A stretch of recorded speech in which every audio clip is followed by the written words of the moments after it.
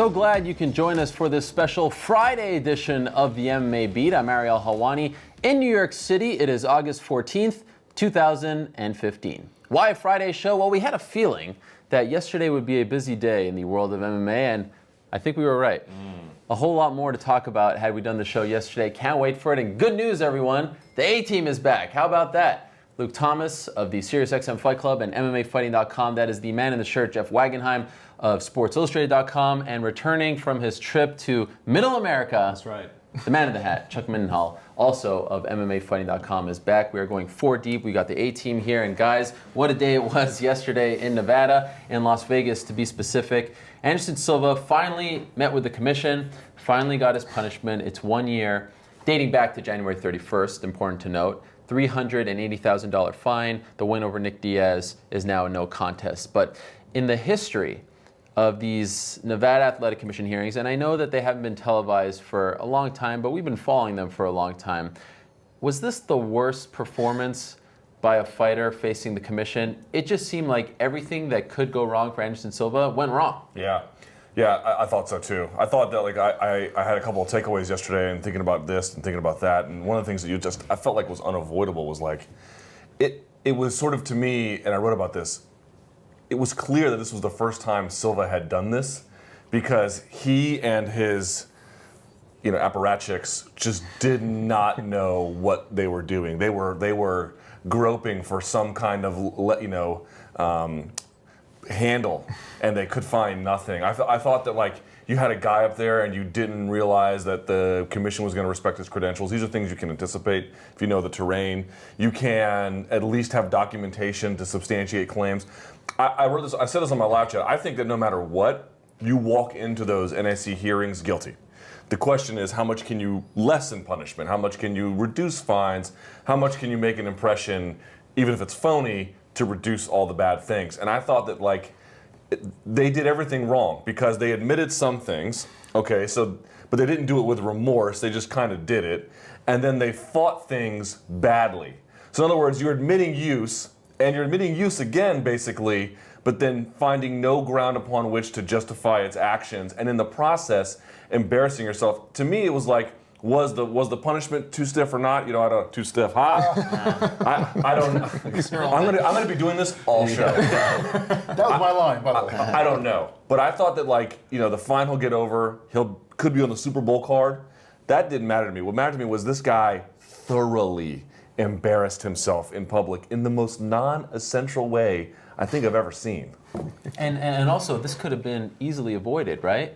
I mean, he went out there and made it worse for himself. You waited all this time to present that defense. You have to wonder, had he just taken the punishment back, in February when this was announced, we wouldn't be talking about this today. This would have been old news. We'd be talking about his comeback. Instead, he turned himself into the laughingstock of the sport.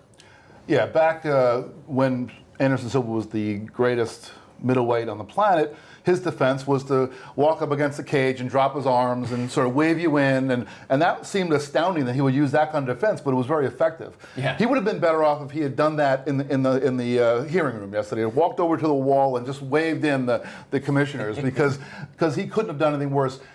The whole idea of bringing your sex life into this, was it a distraction? Was he hoping that he would get some sympathy? But all he did is he turned himself into a laughingstock. So now he would have been viewed just as a cheater, or as somebody who was naive and did and erroneously took something and without checking it. But now he's viewed as both of those things, as well as people are going to make all kinds of jokes about his sex life. So it's like, I just can't imagine how much worse somebody could perform than that. I just thought, with all the postponements and everything and how long this was, I guess I was expecting them to show up with some kind of airtight something. Yeah. You thought they'd be in lockstep. At least they would be sort of on the same page. That's what was really confusing about it originally to me, watching that unfold. It was all of it, but it was more that you're like, wow, like you said, groping. It was that sort of process that I was like, what is going on in here? In this situation, it was almost like you're watching something surreal, and you're looking at Twitter and you realize everybody's sort of catching the same thing. And to me, it was usually the Nevada Athletic Commission that you're sort of laughing at the panel. This time it was the presentation that's going on. Just very, very odd. I just thought that given how much time they had to sort of put themselves in that position, they were going to at least minimize the damage. And instead, they went in there and exacerbated it and made it that much worse. So to me, that was the whole thing. And it really does make you wonder. Nobody wants to be considered a cheat in this sport. I understand that. That's what, people go to great lengths to avoid being called a cheat. But you could have went in and just said, you know what, I screwed up. I took whatever you want to say, I screwed up. I didn't know I took it. You could do the standard thing, and you would probably gotten the same the same punishment, maybe less, if he had done that and spared himself all that. Just very confusing. Why couldn't he say, I took stuff because the pressure got to me. I took the anxiety because the pressure got to me. Snap my leg. Yeah, snap my leg. And I took steroids or just standalone to help with recovery because I just didn't know if I could make it through a training camp. People would be like, okay, I don't think that's okay, but I forgive you. Everybody would have bought that because that's the way it was. Andy Pettis defense. Right. Andy Pettis came out and admitted his use right off the bat, and look at how he's remembered and talked about compared to all the other baseball players, the ones who fought it and continue to fight it. And especially that commission. I mean, look what they did earlier in the hearing. These boxers come up and they're kind of like, I'm sorry, and they give them shorter penalties. This commission, who has like kind of bowed down to the superstars in the past, like a Floyd Mayweather, right? If you come and sort of play the game with them and do the puppy dog face, they're not going to let you off the hook, but they want to feel like you are remorseful. They want to feel like you care. If they feel like they're getting got, they're going to try to flex their muscles. And I think that that's what they perceived Anderson was trying to do. And it's not the right way to go. He didn't necessarily even have to admit that he was cheating. All he needed to do was say, he could play the naive card. Say, I just took something I didn't realize. He's still going to be guilty. He's still going to be penalized and all that. But he just, even if he went to that length and said, I didn't know, I was trying to recover, I was taking stuff to help with my recovery, look what happened. I mean, even just something of that level. I mean, the guy right before him, John Molina, the boxer, I thought that his presentation, I wasn't watching as closely because I was waiting for the Silva thing, but it just seemed like, he had his ducks in a row. He spoke seemingly pretty candidly. He had his trainer there talking about how there had never been any issues before.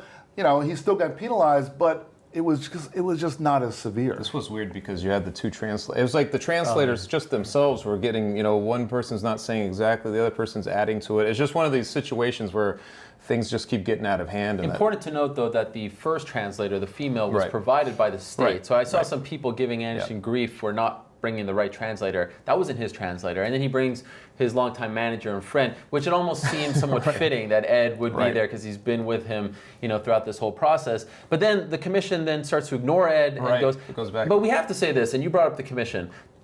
I do truly feel that in that particular hearing, the Anderson Silva case alone, I actually think, for as much as we kind of make fun of them, they perform pretty well. Do you not agree? I know you've been critical of them in the past. I mean, I think they asked the right questions, and I think they gave him an appropriate punishment. I don't have too much issue with the punishment. I really don't, and I don't have too much issue. Like I said this too. Like when you watched it and you were evaluating who was getting the upper hand with the questioning or the probing for truth. God, it was basically the Nevada Athletic Commission. They were just asking the better questions and coming up with responses to the things they were saying, which, by the way, contradicted themselves during the course of testimony. It's like, oh my God, you don't even have your story straight, which is another red flag. But the only thing that bothers me, and I don't expect other people to go along with it. The only thing that bothers me is like you get these I'm super serious. I'm so bothered by this. Even when Shaggy came on, you didn't see a small rumble. They want you to show remorse. Like you can go in there and show remorse, and then when you're walking out, you can give them the finger. Like that to me, that means nothing. So like these pretentious, and I know me using the word pretentious, but these pretentious people, leaning in like this and then making judgments about people's lives. Like do the work.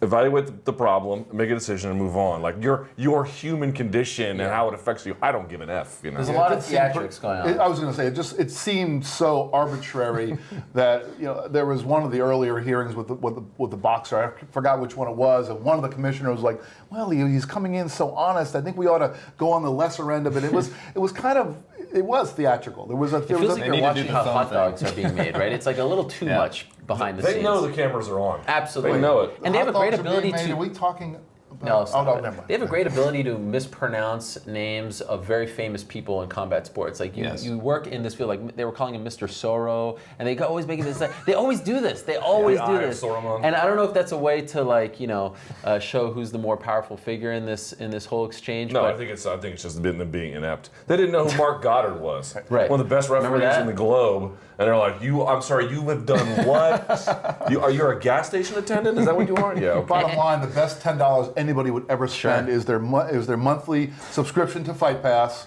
as long as there's going to be some hearings on. I don't want to give them a passing grade because, again, I said last week, I was disappointed that they didn't bring up the Mazzagatti issue when talking about Palhares. Yeah, they get no passing grade. Yeah, I mean, the fact that they said earlier in the week to me that they dealt with this and they're moving forward and they won't police themselves while they're policing everyone else is laughable at best. But that's the commission for you. I want to ask you guys about Anderson's legacy because now this is the big question. To me, the most important thing to come out of that whole entire hearing, however long it was, 4 hours or so, was the one question that Anthony Marnell asked Anderson: was this the first time in your career that you had ever been tested outside of fight night? And he said yes, unequivocally yes. To me, this puts a huge shadow above his entire career. Do you agree? I do, and we were kind of talking about this a little bit on the way, and I saw other people sort of saying the same thing. It certainly is going to cast some kind of doubt now. I don't know. It can't help but do that. It's just one of those things that for so long I think we had him on a level. You weren't even considering that really. He was the clean guy. I think that we sort of looked at him as one of the sacred names in our sport. At least, that's the way it seemed to me. He was one of these guys who was just above sort of cheating. He was above doing that sort of thing. So when all this comes out, and it's not just that, it's the clumsy defense, it's all the stuff that he sort of went through in this process that then you think like, how far does this go back? And unfortunately, that will hover over him. I just don't know how much. Ultimately, we saw the UFC put out a press release. They're excited to have him back once he's available. You feel like there's going to be a process of sort of like bringing his legend back in as much as they can. But for me, there will always be a little bit of an asterisk on that because now you won't know. Now, of course, time heals all wounds, and 100%. And today his legacy is in tatters. But 6 months from now, comes back, he fights somebody. Who knows how that changes? One thing I will say, ironically, the second Weidman fight, where the grotesque injury that he suffered, it was a kind of a demarcation of there's the Anderson Silva before then, the Anderson Silva after. He was dominant for so long. He goes out, he loses to Weidman the first time, but a lot of people still in the aftermath of that were saying, oh, he was clowning, he got caught. He goes out the second time. Weidman is beating him up for a whole round. Then the second round comes up and Silva suffers this grotesque injury. And I almost feel like that was a demarcation point. We have the dominant Anderson Silva, and then after that we have the guy who's coming back to fight Nick Diaz. And this might prove to be a little bit of a buffer for those who choose to believe in Anderson Silva. They'll look at him as he was so dominant in the past, and now he was just trying to come back from injury. So there's that. Basically, the bottom line: the people who believe in Anderson Silva are going to look at this as a recent event that just happened, and the past is the past. And the people who choose to cast him in a different light, or even look at him as Brazilian fighters in general, thinking, well, the fighters down there have the standards are different, and there's other fighters, Cyborg and Vanderlei Silva and Vitar, who have there's a lot of standards that are different down there. They're going to cast him. They're going to just shatter his legacy, and I think it's going to come down to the eye of the beholder. I don't think it's going to affect him much in the end. I really don't. I mean, I think right now everyone's a little shocked by it. I think by the time he gets, whenever this is, and I think he will be, whenever he's inducted in the UFC Hall of Fame, this is a sport of heroes. This is a sport of heroics. And there ain't many who have given you as many heroic moments as Anderson Silva. And that's going to be very, very difficult to forget and overlook, even with all of these things that are happening now. Besides, look, I don't know what he's going to look like when he comes back and if he comes back, but I think that will help begin to erase it. I don't think the questions will ever go away, but this idea that we'll remember him differently, I have a very hard time accepting that. And that may not be a good thing or a bad thing, depending on your perspective about PED use, but you all just have to accept this. The golden age of mixed martial arts was done on the back of poor regulation, right? So folks need to understand, you don't know about any of the guys who didn't get caught. And I guarantee you there's someone out there who is upset with Anderson Silva who has another hero who also used and just managed to skate on by. So I would be very, very cautious about being upset with Anderson Silva while looking at the rest of those guys in that era and thinking they were all just, lifting weights and eating Wheaties. 100%. And I'm not talking about the masses, because even yesterday you see people on Twitter saying, all right, let's book him versus Fedor Super Bowl weekend. And the masses just want to see fights. I get that. They don't care about this minutia. But what about you? You're a smart MMA person. I said it on MMA Beat months ago. To me, it was always a bit weird that a guy came over and in his 30s Yep. all of a sudden hit his stride. Everyone in MMA, not everyone, lots of people in MMA have a weird view of like what a fighter's prime is. After 32, your ass starts to turn to dust. This is human condition, and people out there there are exceptions, of course, in every human. We've seen a Couture and we've seen a. Bernard Hopkins. These are just, I don't know how they do it, but whatever the case may be. But generally speaking, for the rest of humanity, you become less of an athlete. You become less, not of a person exactly, but a physical person. And so to me, the idea that he got extremely better after that was always a red flag. It never made sense. And maybe it wasn't supposed to because he figured things out, or maybe he was clean. I don't know what the answer is, but I know that that's a point of inquiry for me and will always be. And again, every MMA promoter, owner, they long for the day that the sport is quote unquote mainstream, right? This particular story once again makes me think maybe it's better off that we're not mainstream, right? Could you imagine if someone of the stature of Anderson Silva in baseball, basketball, football, huge star, arguably the greatest of all time, went in front of... Well, what would he be, like Kobe for us? Yeah, Barry Bonds. Well, Roger Clemens embarrassed himself when he, in some of the stuff. And what kind of a story was that?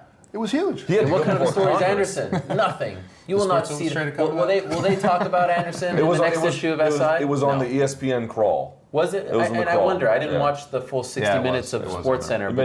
But did they talk about him? I don't remember them ever talking about him. And USA Today, their For the Win section covered him, but only because of the let's talk about sex and Shaggy interruption on the phone. They didn't actually cover it because, oh, hey, maybe the greatest fighter ever was using steroids. So you know what I'm saying? If this sport was another sport, and I'm not trying to put down our own sport, we love it, and I think it is to the point, I mean, you look at any MMA event, and every major outlet is covering, but it still feels like it's viewed in a certain light.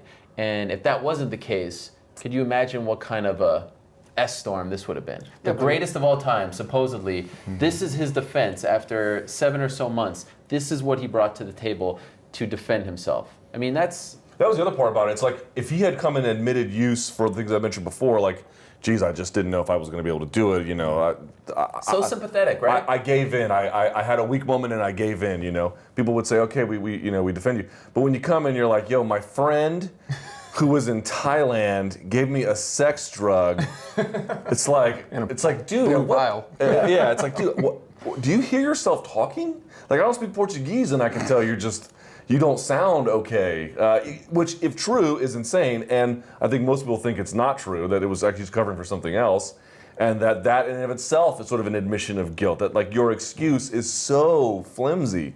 And so, even if it's real, it's just so negligent that you're just deserving of no kind of recompense, Yeah, I mean, and embarrassing on its own, on the face of it. You could have said, my friend from Thailand brought me something that he told me would help with bones that have been shattered. I mean, or something that was a little bit more. But why would you bring in something that's going to embarrass you further? Even if they let him off, even if they said, "Oh yeah, this is a really good excuse. You're not guilty," then he walks out of there as a guy who's just talked about his sex life. So it's like he heaped embarrassment on top of indignity. As bad as it looked when he said he had no comments essentially early on, he's going to plead the fifth, and they're going through that whole thing. It would have been interesting to see what would happen in an alternate universe if he just done that. They were mad when he said that. Well, they know like you said, they know the camera's on, they know this is a bit of drama as well, but it was literally insult added to injury.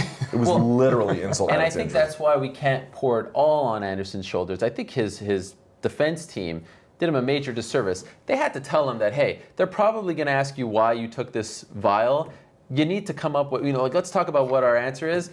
It was clear that he had no interest in answering that question because his answer to the translator woman was like one word. I mean, and then the second time where he said that he was misinterpreted, he gave a whole, but wasn't it kind of funny that, Anderson Silva, who has been so elusive with his answers, like sometimes he understands what you're saying, sometimes. I saw him in Brazil prior to UFC 190, and he was actually quite talkative. And I got to be honest, he was telling me stuff about this hearing, and it actually sounded like, oh man, Anderson's, something's up here, there may be some inaccuracies. And then I was like, all right, so when you come back, who do you want to fight? And I kid you not, he had no idea what I just said. He was talking to me about the commission, he was talking to me about the test, the hearing, all that stuff, but then when I said, okay, who do you want to fight? All of a sudden, he didn't understand me. So wasn't it funny that now, when he has to understand, when he has to actually defend himself and speak and verbalize his thoughts, He didn't do it. I also thought it was just so funny, the guy he brought in who like didn't have any documentation about this alleged mystery thing. And then it's like, what is your credentials? He's like, oh, I have a BA or BS in chemistry. It's like, donk. I have a BA in philosophy. Princeton has not hired me to teach about Hume. Oh, man. Do you hear yourself talking? You should have just heard the BS part. That's all I caught. Yeah, exactly. And I'm sure that guy was a smart guy. He sounded like a capable, intelligent person. But there's a certain sophistication that comes with, and expertise that comes with advanced academia and being in the field. And they just brought in a guy who's like, yeah, this stuff is it's great. It's great. I will say this, man. It was really strange to watch Anderson Silva at the heights he's been, how much we've revered him in the sport, basically being a mockery in this moment. Yeah. Like seeing him, the Sad. songs breaking through, the panel laughing, just all of that. There was a moment where I looked at that and I'm like, wow, look at the mighty have fallen. There's Anderson Silva going through this.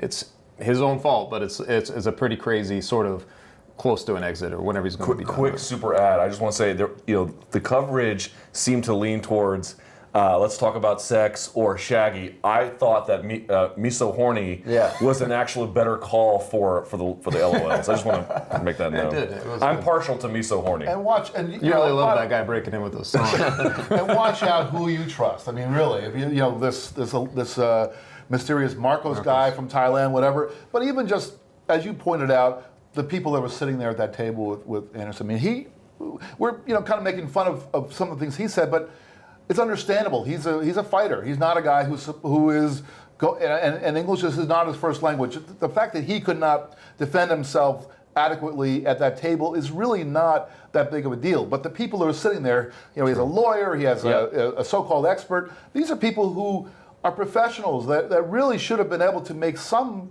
legitimate case, or at least sound like they were coherent, but they just weren't. Yeah, they did him a major disservice, and you could tell by the end they're almost waving the white flag, saying like, "Please be lenient, please be lenient." Yes. First-time offender. They knew what was coming, and That actually was effective, I thought. The first-time offender thing. yeah. If you can't pull the wool over the eyes of those four people on that panel, you just can't pull the wool over anybody's Two silver eyes. linings for Anderson. The suspension dates back to January 31st, so it's not like he has to serve a year from yesterday. And also, this hearing was in September. He probably gets a much stiffer penalty. Nick Diaz, poor Nick Diaz, whose lawyer had a scheduling conflict. Could you imagine if we got Nick after that? Lawyer had a scheduling conflict. He's probably up next month. I shudder to think what they're going to do with him. They're gonna rake him over the coals. They're gonna. I don't want to be too. After what they did with Julio Cesar Chavez Jr., where they literally almost took $1 million from him for a marijuana infraction. I don't know if they're going to bankrupt Nick Diaz, but they might die trying. Yeah. All right, let's move along. A lot of big fights announced this week. And right after this news of Anderson Silva, coincidence or not, it was announced on ESPN SportsCenter, ESPN News Edition, I might add. It's coincidental. Yeah. That's the good news about anytime a fighter gets screwed by, or not We screwed, get a big but- fight. Yeah, you get a huge fight on the other end. It's like, all right, Great. cool. That is It's true. great. And we get excited. Chris Weidman, Luke Rockhold, co-main event of UFC 194, which we found out earlier in the week will be headlined by Conor McGregor versus Jose Aldo. What do you guys make of this decision to put Chris Rockhold co-main event? Second time in a row that Weidman is the co-main event, the only undefeated male UFC champion, undisputed champion. Once again, co-main event slot. Do we care about this sort of thing? Is this worth getting all up in arms about? Why would anyone care about this? Unless you're Chris Weidman or Rockhold. Like, I can't possibly agree. Which one's the bigger fight? Conor Aldo. End of argument.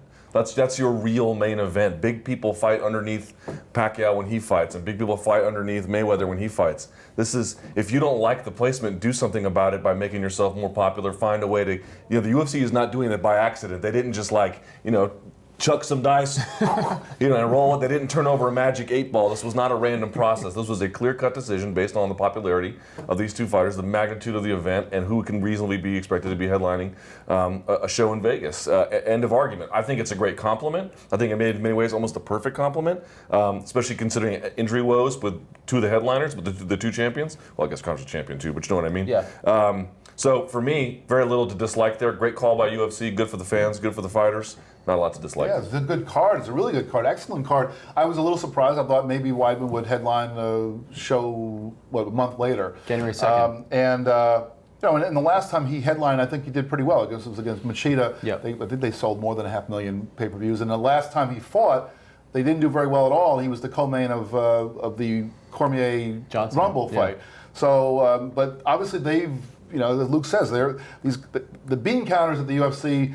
They know where the pieces want to go, and it doesn't matter where they put people on the bill. I mean, I think you could maybe have a question as to would you want to put a less appealing title fight below Aldo and McGregor? You can maybe make that argument and have this fight be a headliner somewhere else. But if you're going to put these two together, which is I'm all for, yeah, Aldo McGregor is clearly the second biggest fight the UFC can make, but we're not going to see that other one until Cyborg loses a few pounds. Well, they wanted to put it in December all along. It Yeah. seemed like that's what they were gunning for. So in some ways, I'm guessing that the Rousey fight's going to happen on January 2nd. That's a possibility. And then you've got this card sitting here. There was some flirtation, obviously, this past couple weeks about the Dallas Cowboys saying about putting McGregor and Rousey on the same card. It might have been just one of those things like, let's just stack, we need to put this fight somewhere, let's stack that card anyway, because it didn't need it, to be honest. Like, when you got McGregor, although it's already one of the biggest fight cards, I think, of the year, just having that alone is probably going to it's one of the biggest fights of the year, if not of UFC history, I think. It's just one of those big fights. And it's more like just giving a bang for the buck, I think, because there was nowhere else to really put it. I don't think they really wanted, I'm speculating obviously, but I don't think they really wanted to couple Rousey with Weidman again. That's sort of, I don't know why, but that seems that tandem has already kind of happened. It seems like they might want to steer clear of that a little bit, even though they've had some success. But I just think that they looked at it, they said, we want to put on a big event, and that's where it ended up. I don't know why anybody would complain about it. I haven't really heard Weidman or Rockhold complain about it.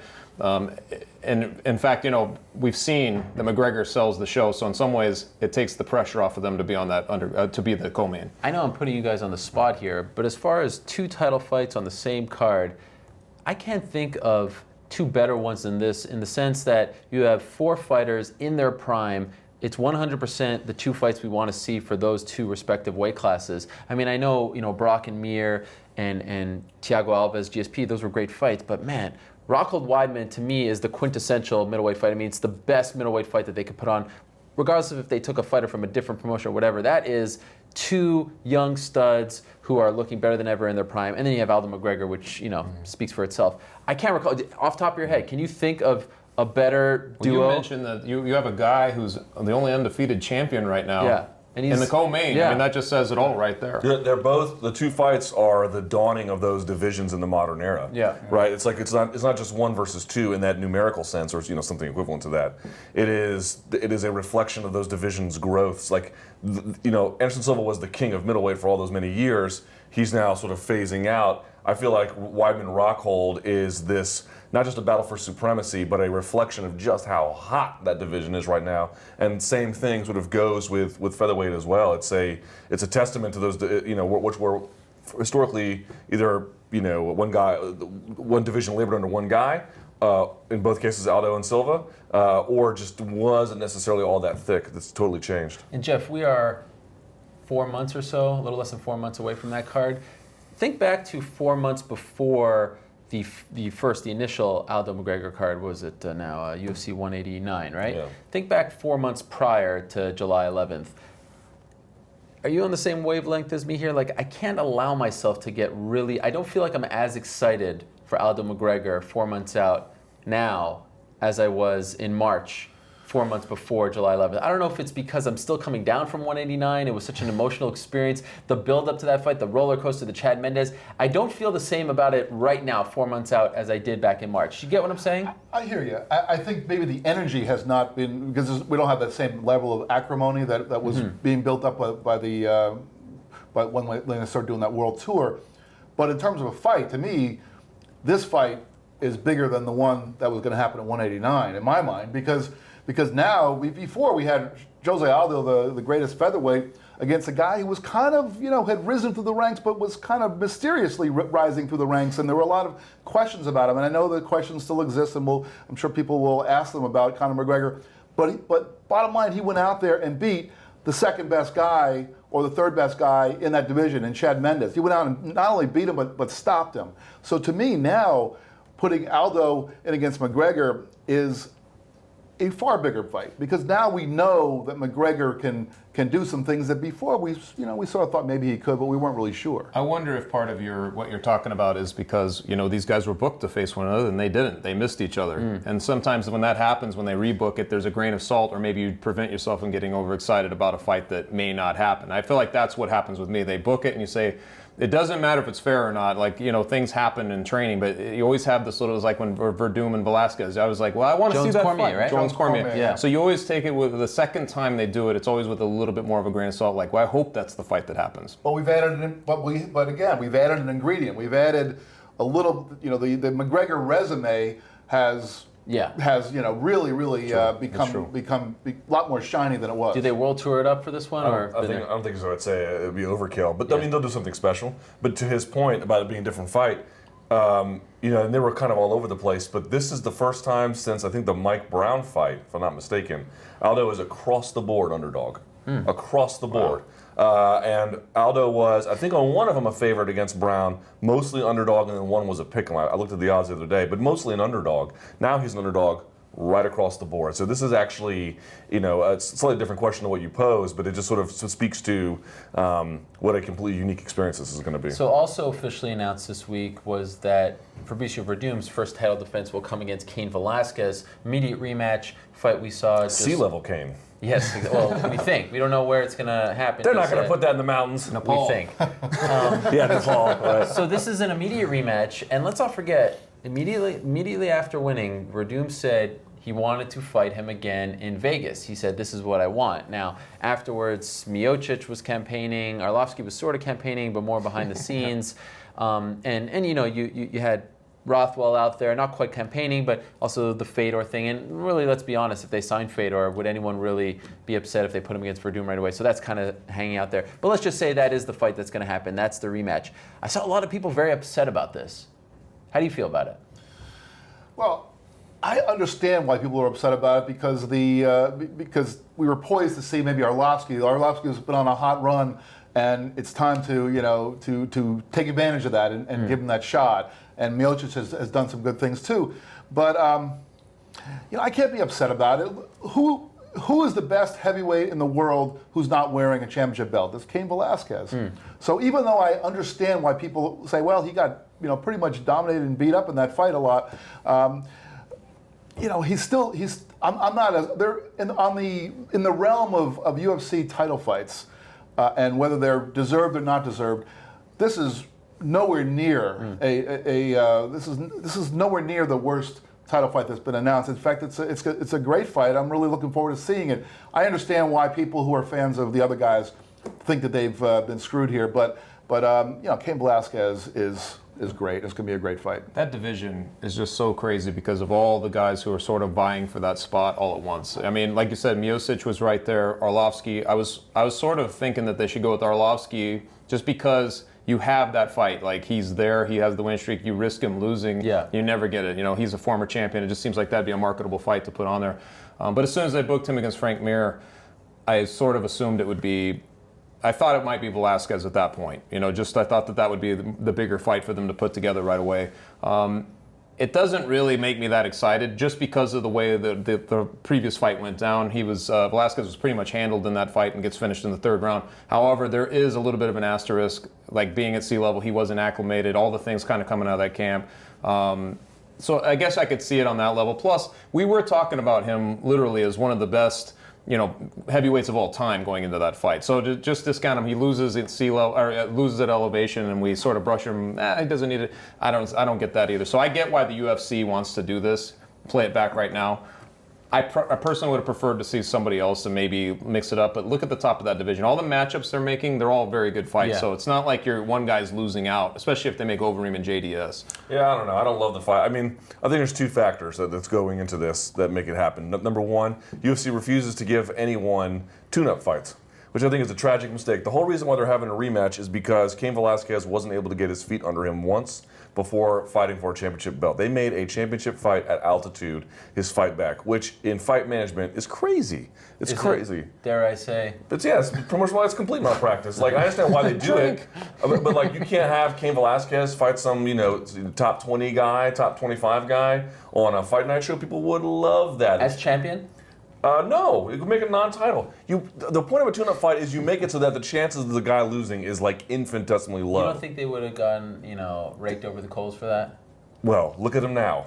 Wow. Here's the point. Look at Dominic Cruz against Takeya Mizugaki. That was a tune-up fight, whatever you want to call it. It was a high-level tune-up fight, but it wasn't against TJ Dillashaw. I think we can all agree that Dillashaw was a little bit better than Mizugaki, but he got that chance to at least get that under his belt and then come back. These guys need that. It's a really bad idea to take someone 20 months off at elevation. Oh, you got to fight Fabricio Verdum? Good luck with that, because you're going to need it. So to me, they need to figure out what a way to give guys tune-up fights or something. I just don't think this is a sustainable policy. And the other thing I think is interesting is, the UFC had planned out their calendar year January to January, but I felt like after UFC 189, they kind of bracketed the year July to July. So the UFC 200. And if you look at that space, it's 10 total pay-per-views. Which is, one's already spoken for, 200 basically. So they need to make sure they got some bang for their buck. And so the argument I understand what the UFC is making is this is going to sell better than any other permutation with Verdum that we have, even if I think Luke Thomas, the consumer, I'd like to see him fight Arlovski or Miocic or all these different fun little fights. When the division, here's the one thing I worry about. This division's going to turn to ash in a moment's notice. You know what I mean? The division goes like this. It goes like this. And these guys are 36, but when they're 40, I just feel like the jig is going to be up. So, I kind of thought this was the moment to start capitalizing on a division that won't look like this in a couple of years. But well, you're the one who said that at 32 your body starts to turn to dust. If you look at the top 10 and Verdum being 11th, every one of those guys is 30 years old. Yes, but we don't know why heavyweight's like that. Is it because the division's worse now? Is it because there's something unique to heavyweight? Generally speaking, across athletics. Is Stefan Struve the only top 15er who's under 30? Which is pretty amazing. So this is my point. You have a moment in time where this division is bat-ass crazy. Why not ride the train? But I guess they got to make money. So I'm very intrigued in the fight. I'd love to see Kane get one fight where he looks like a superhuman killer, and now you're even more intrigued. I feel like it would be way more intriguing, and it would be a bigger fight. My one small issue is it doesn't feel fresh. I feel like we've been talking about Verdum and Kane since UFC 166. This is October of 2013. It's almost promotionally speaking, in the minds of fans, it's their third fight. And Kane seems to get stuck in these fights, like 3 against JDS, 2 against Bigfoot, and now a third, if you will, or 2.5 against like Frankie Edgar back. Wouldn't it be fun to see him, get right back? And the other thing is, look, every pay-per-view up until mid-December is accounted for.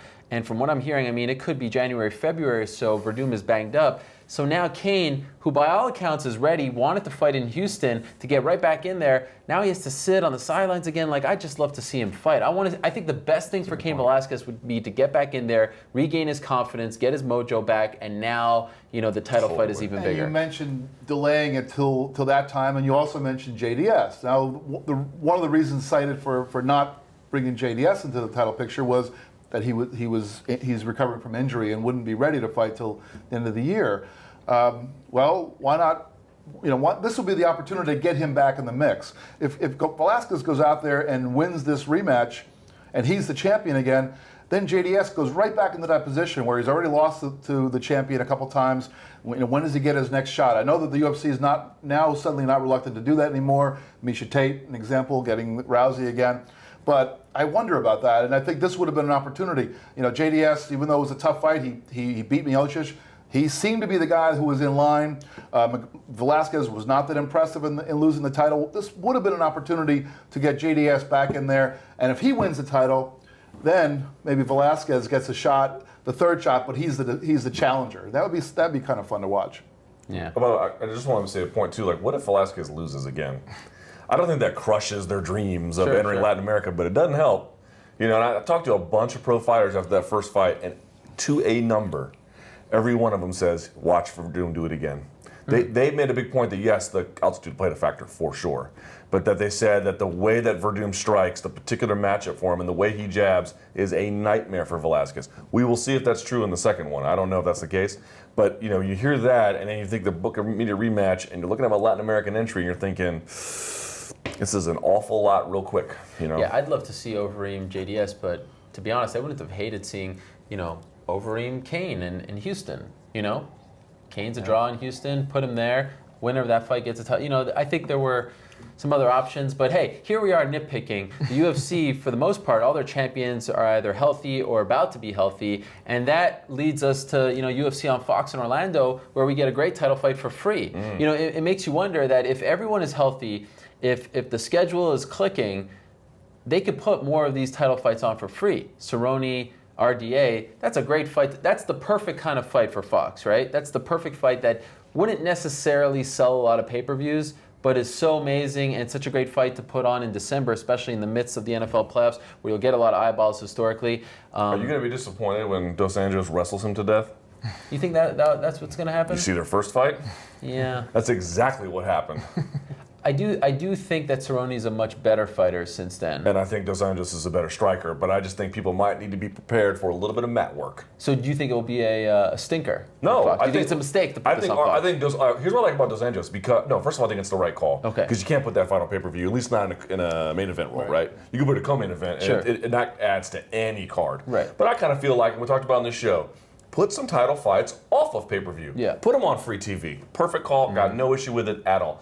I'm just sort of like, you think RDA, who is this aggressive striker, hard, Rafael Cordero, Muay Thai, and his jiu-jitsu to me is brilliant, not just because it's technical in that ethereal sense, but because he has really aggressive jiu-jitsu. He goes to knee on belly, he passes, he takes the back, he adds in ground and pound.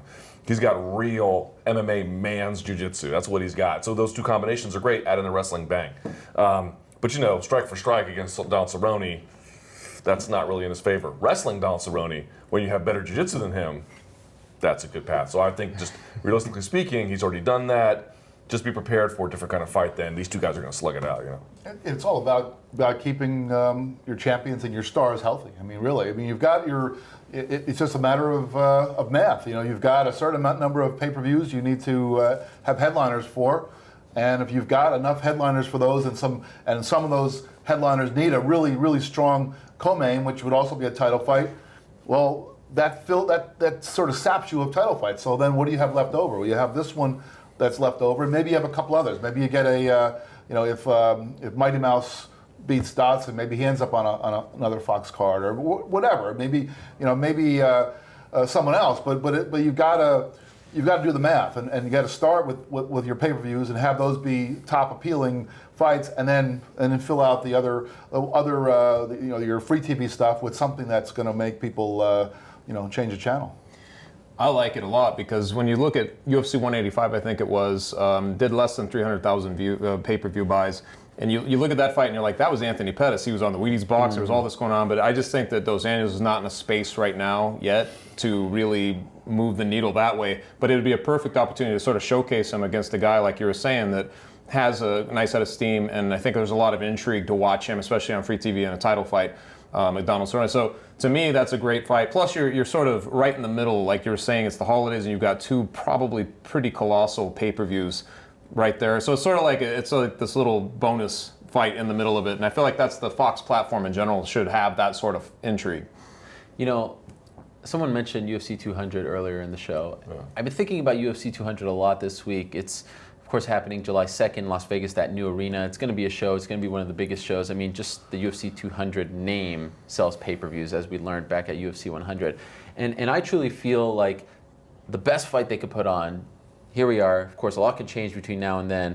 August 14, 2015, so we're a little less than a year away. The best fight they could put on is Rousey Cyborg, and I truly feel like they should wait.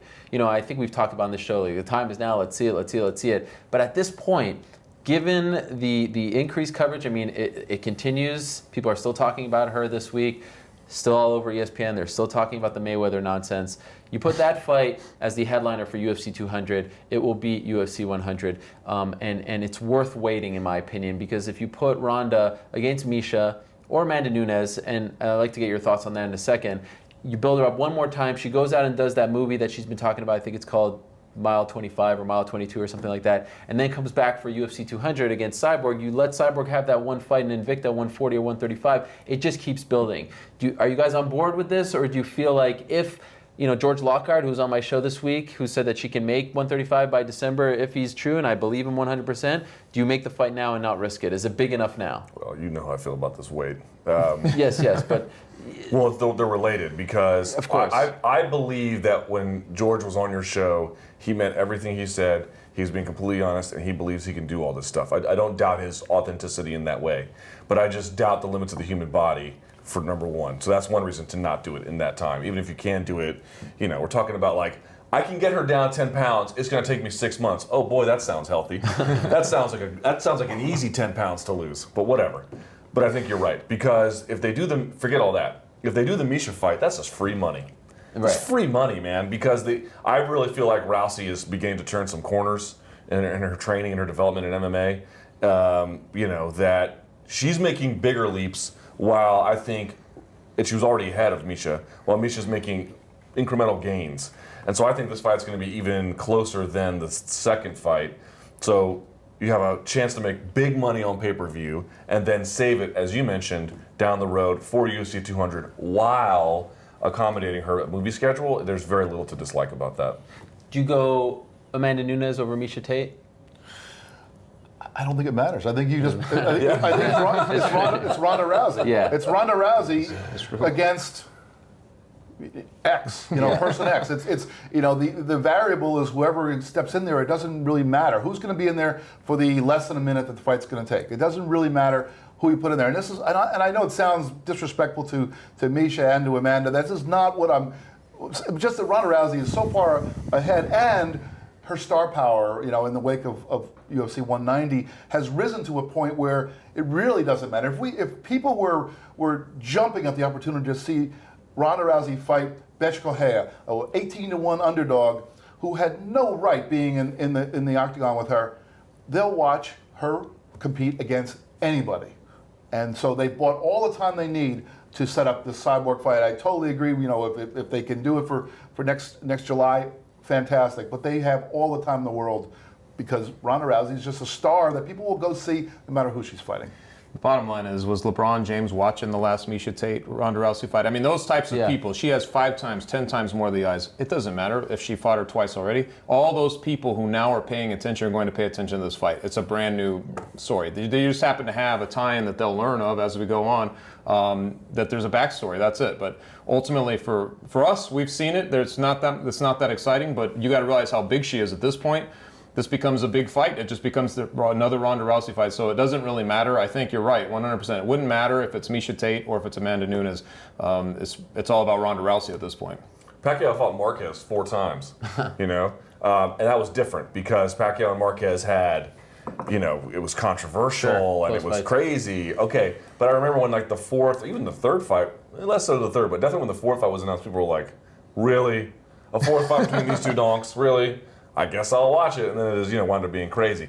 I don't think the appeal mirrors that exactly, but I think we get sometimes all of us sort of focusing on the third fight. She's lost the first 2. This sort of numerical dance that really just doesn't mean a whole lot. There's other value to it, and frankly, additional value maybe over Amanda Nunes. Although I basically agree with you. That we kind of get lost on. We're like, a third fight, really? Does that make? Yeah, yes, it all makes sense. She defies all the rules. Misha could beat Pacquiao anytime, any of those. Okay. That's the new debate. Well, that's the new debate. Not just joking. No, do not take that seriously. That is the new debate. Final point of the week. Let's talk about Josh Thompson, officially signed with Bellator. One of the worst kept secrets, I guess, in MMA. Caught you by surprise, though, a little yes, bit. Yes, huge. Yes, I was completely down. I was completely blown away by this news. And I know, and we don't need to get into it. There's some back and forth over, the timeline of events. The 100% fact that neither Thompson's camp, nor Bellator, nor the UFC is refuting is that following his fight against Tony Ferguson, July 15th in San Diego, the UFC did not offer him a new deal. That's 100% solid gold fact. And they said, don't worry about the matching period. Don't worry about that process. Go out. And that's, by the way, the reason why he's able to sign less than a month later. Right? There's usually a process. Mm-hmm. So another thing that proves that there was no offer extended. It's okay. We trust your report. I could keep going on and on, but maybe I'll save that rant for Monday. My question is, are you surprised that, here's a guy who lost 2 split decisions, very close ones. I thought he deserved to win against Benson Henderson. The Bobby Green fight was a little more, debatable. And then, of course, he lost fair and square to Tony Ferguson. Are you surprised that in this day and age, the UFC said thanks but no thanks? Nah, not so much, I guess. I mean, a little bit, He's a guy you want to have around. I just didn't feel like... It was unfortunate, because if you saw Josh Thompson during the Gerald Streetbent era, he lost to Yves Edwards, but that fight was tremendous at the time. He was a pioneer in many ways, one of the first true great wrestle boxers in the lighter weight classes. And I felt like his second run just never kind of got off the ground. Yes, the Nate Diaz win was tremendous. Okay, fair enough. Got him a title shot. It did. Which never came to fruition. And I thought he beat Ben Henderson. Personally speaking, I scored it for. I thought that the knowledge of back control of those judges was just abhorrent. But okay, it just never quite got there by hook or by crook. And so at the end, you have to make a question about: is this guy connected to, the Zinc and Entertainment connection, right? Yeah. So that's always in play. And then you have to ask yourself: is he essential? Is he essential? And do we want to get in a bidding war with him over Bellator? Best to just be like, you know what? There are enough factors here to let him go. And it seems like both parties are pretty happy. I'm not saying UFC won't miss him, but as I mentioned before, not one of the critical figures. Bellator is going to make good use of him. He's happy about his new sponsorships that he can have again. So it's not a lot to be angry about, Yeah, the UFC has to pick and choose its fights. And I don't think this was a good fight for the UFC to be in. And in the end, it was that... it is kind of refreshing to see that everybody is kind of happy with the result. And I saw the story, I think it was on ESPN today, where Thompson was speaking kind of nicely about the UFC and about how he holds no grudge against them for not signing him. And it's just that, they were doing business. They're not going to do business anymore. I don't think that he was a factor in his weight class anymore in the UFC. He'll go over to Bellator where he'll be one of the better guys in his weight class. But he's not going to be the UFC is not going to block that signing because he's not going to be such a big star that's going to draw huge numbers to them. So it's kind of, everybody kind of wins, and that's the way it should be. He's 36 years old. He's lost the 3 fights, and I agree with both you guys that he won the Henderson fight. But I think he's only won twice in his last 7 fights. So it kind of goes back even into Strikeforce and the Japan fight before that. I don't know. He's an exciting fighter. The UFC has traditionally sort of went after those guys a little bit if they go in there and they really leave it all in the octagon. They want to get those guys sort of wrapped up for further. But I think you're right that it's sort of the pipeline going on with the Zinkin thing. Behind the scenes, I'm sure there's things going on. And Coker sort of being a guy who's had Thompson in the past. It's probably one of those things where it was just sort of mutually agreed ultimately to be like, maybe this is the way it goes. And the bottom line is too, like the UFC, that's one of that division is so full. There's so many fighters in that division. If he fought in another, other than welterweight, if he fought in another division, I could see them maybe trying to keep him a little more. But in that particular division, I don't think they miss him as much. Yeah, I really think it's a win for everyone involved. Give me Will Brooks versus Josh Thompson any day of the week, and the UFC their division doesn't crumble without him. I guess they could afford to not play that game with Bellator, the whole matching thing. And he wants to be with Coker, and Zinkin obviously has a great relationship. It feels like a win-win. It's good for the guys in Bellator, too. You mentioned Will Brooks, Michael Chandler. Yeah. These are all guys that could benefit from fighting Josh Thompson, provided they win, of course. 100%. And this is a guy, as you said, I mean, his run was cut short because they pretty much dissolved that division, but trilogy fight against Gilbert Melendez and Strikeforce, tremendous stuff. I mean, I still feel like he has some fighting left in him, and I hate the fact that what transpired a couple days ago with the reports and all that sort of clouded this news, because I think this is a significant signing, and B, I still think he's a player. I mean, that was a tough, gritty fight against Ferguson. I just think Ferguson's better and younger right now in his career, but no knock on Josh Thompson. A lot of respect for Josh Thompson. Yeah, he lost to Ferguson. Okay, there are worse things in life, And look, and to my point about tune-up fights, everyone, I'm sure in the comments, tune-up fights are stupid. Well, are they? Because look what Michael Chandler got in his last fight. That was a tune-up fight, and what did everyone say? Bellator loves them tune-up fights because they make sense. And what did everyone say? You know what? Michael Chandler looked really good. Yes, because it's a tune-up fight. Thank you. The defense rests, Your Honor. There you go. Fair enough. I'm sorry, guys, to report no major MMA this weekend, so I have no clue what you're going to do with your lives. Be still, my What heart. are you going to do? Blue vial. Put that thing out there.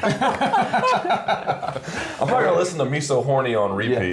Just walk around town. And hey, before we go, let's give a special shout out to a fellow beatnik, a fellow beater. That's right. Jesus Christ, Ariel, did What? you hear yourself? What? Beatnik. A fellow beater? The great Mike Chiappetta, back on the scene. Mike Chiappetta, you're a beater. That's a soft testimony right there, buddy. He tried to walk away, he tried to say goodbye, but they pulled him right back. Now a member of the Bleacher Report team. Hopefully, maybe if one of you guys goes to Cleveland or some other exotic location. Yeah, in the weeks if I go to come, Lahore. yeah, we could get him back. But it's great. It's a better day on the MMA beat when Mike Chiappetta's around. Maybe if we go to Bangkok, Thailand, and get the stuff in the blue vial. Never know.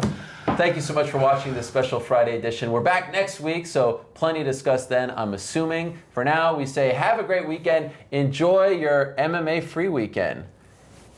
God bless our souls. Who knows what we're going to do with ourselves. That is Luke. That is Jeff. That is Chuck. I am Ariel. Thank you so much for watching once again. We'll see you next week. Enjoy your weekend.